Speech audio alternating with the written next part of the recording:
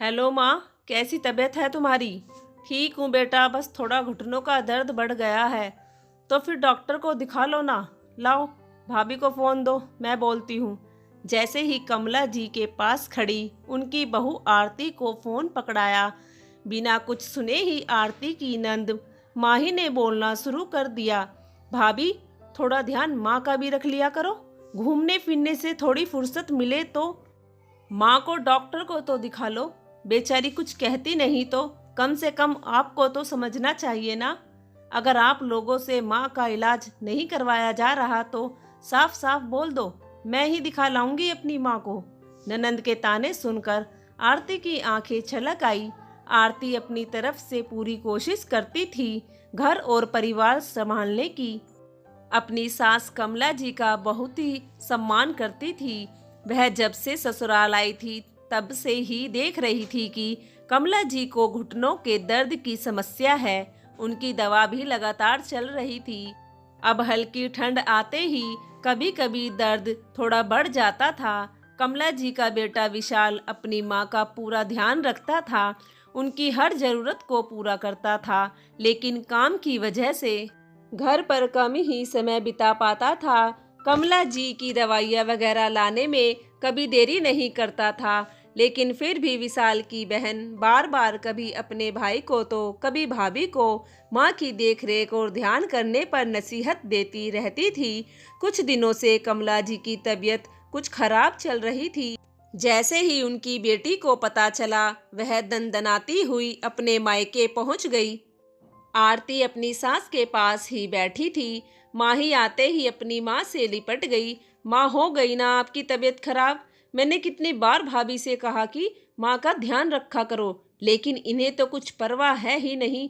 माँ, मैं आज ही आपके दामाद से कहती हूँ, शहर के सबसे बड़े डॉक्टर से अपॉइंटमेंट ले ले। भाभी, आपको माँ के खाने पीने और दवाइयों का ध्यान रखना चाहिए। आप इतनी लापरवाह कैसे हो सकती है? आप और भाई को तो फुर्सत ही नहीं रहती होगी कुछ करने की। जब से माँ की खबर सुनी है, मेरा दिल बैठा जा रहा है। आपको क्या पता माँ को बीमार देखकर मेरे दिल पर क्या बीतती है। तभी दरवाजे से विशाल अपनी माँ की दवाइयाँ लेकर अंदर आया। उसने अपनी बहन की सारी बातें सुन ली थी। बहन की बातें सुन भैया दंग रह गया। अपने भैया को देखकर माही चुप हो गई, लेकिन विशाल बोला, दीदी, हमें पता है आपको माँ की चिंता है, लेकिन थोड़ी चिंता अपने सास ससुर की भी कर लिया करो। आज जब मैं माँ की दवाइयाँ लेने गया था, मैंने देखा बेचारे आपके सास ससुर सरकारी अस्पताल के चक्कर लगा रहे थे। उनका शुगर लेवल काफ़ी बढ़ा हुआ था और आपकी सास तो एक पैर से अपाहिज है, फिर भी आप लोग उन्हें अकेले अस्पताल भेज देते हैं। मैंने हाल चाल पूछा तो बता रहे थे कि जीजा जी को काम से फुर्सत नहीं और आपको अपनी सहेलियों और किट्टी पार्टी करने से वक्त नहीं मिलता। 2 वक्त का खाना भी नौकरानी बनाकर जाती है। खाए तो ठीक, नहीं खाए तो कोई पूछने वाला भी नहीं।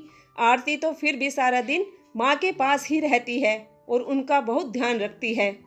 और माँ सिर्फ आपकी नहीं, हमारी भी है, और मुझे अपने कर्तव्य अच्छे से याद है। अगर आपको लगता है कि हम माँ का ध्यान नहीं रखते तो एक बार माँ से भी पूछ लो। कमला जी से भी रहा नहीं गया और वो बोल पड़ी, माही, विशाल सही कह रहा है। तेरे भैया भाभी अपनी तरफ से कोई कमी नहीं रखते। अब इस बुढ़ापे में हर बीमारी तो लगी रहेगी, इसके लिए किसी को दोष नहीं दे सकते। तेरी भाभी तो हर समय मेरे आगे पीछे घूमती रहती है, पर मुझे यह जानकर बहुत दुख हो रहा है कि तुझे मेरी इतनी चिंता है और जिनकी तुझे सेवा करनी चाहिए उनको तो पूछती भी नहीं। जिस तरह मैं तेरी माँ हूँ, वह भी तो किसी के माँ बाप है। तुझे तो अपनी भाभी से सीखना चाहिए कि घर के बुजुर्गों का ख्याल कैसे रखना चाहिए। अपनी माँ और भाई की बातें सुनकर माही की गर्दन शर्म से नीचे झुक गई। आज उसकी सच्चाई उसके मायके वालों के सामने आ गई थी। विशाल ने भी अपनी बहन को सच्चाई का आईना दिखा दिया। उस दिन के बाद माही ने अपने भैया भाभी को हिदायत देना बंद कर दिया और खुद भी अच्छी बहू बनने की कोशिश करने लगी। दोस्तों, यह बात बिल्कुल सच है कि सामने वाले को नसीहत देने से पहले उस इंसान को खुद अपनी तरफ झांक लेना चाहिए। अपने आप को उस जगह पर रख कर देखना चाहिए कि खुद कितनी वफादारी से अपने कर्तव्य निभा रहे हैं। दोस्तों, अगर आपको यह कहानी पसंद आई हो तो प्लीज़ हमारा चैनल सब्सक्राइब कीजिए। धन्यवाद।